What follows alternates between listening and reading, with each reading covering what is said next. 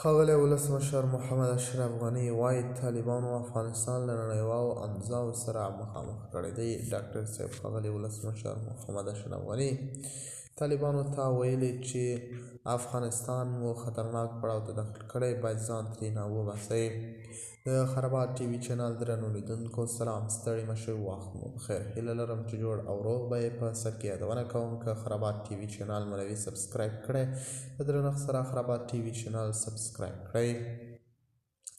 ښاغلي غني په یو غږیز پیغام کې چې د پر فیسبوک پاڼه خپور شوی ویلي په هېواد کې بشري وضعیت په جدي توګه د خرابېدو په حال کې دی او تر دې دمه یوازې بشري مرستو د بشپړ بحران مخه نیولې ده. ښاغلي غني د ملګرو ملتونو په ادارو کې د ښځو کار پر بندیز هم نیوکې کړي او دا یې په عملي توګه له ټولنیز او اقتصادي ژوند څخه د میرمنو د ایستلو بهیر یاد کړی دی.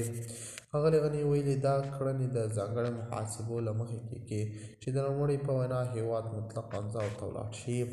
ښاغلي غني دغه څرګندونې په داسې حال کې کړي چې تر دې مهاله هېڅ یو هېواد د طالبانو حکومت په رسمیت نه دی پېژندلی او په ګڼ نړیوال ناستو کې د افغانستان په استازولۍ څوک نه وربلل کېږي.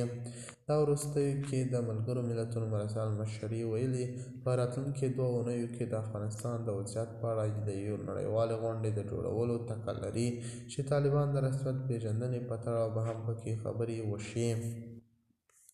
پخواني ولسمشر محمد اشرف غني په خپله وینا کې د سولې خبرو یادونه هم کړې ده او ویلي دي موږ 4 کاله مخکې د باعزته سولې چوکاټ وړاندې کړ.